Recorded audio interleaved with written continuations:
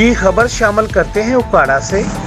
उकाड़ा DPO Faisal गुलजार की press conference. थाना उजरा शाह मकीम पुलिस की बड़ी कार्रवाई।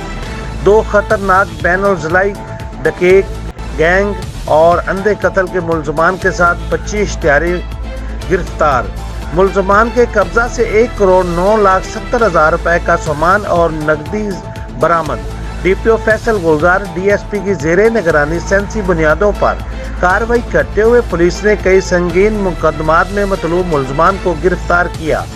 अनीस उर्फ अनीसी गैंग और तमोरी गैंग इलाका में खौफ की अलामत समझे जाते थे।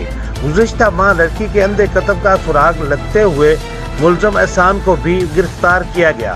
दौरान कॉन्फ्रेंस लूटा हुआ माल मसरूका असल मालकान के हवाले भी किया गया।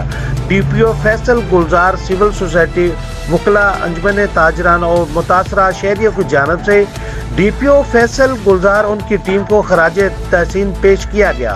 Report Mohammad Asghar Ali Rahmani, bureau chief उकाड़ा। जी।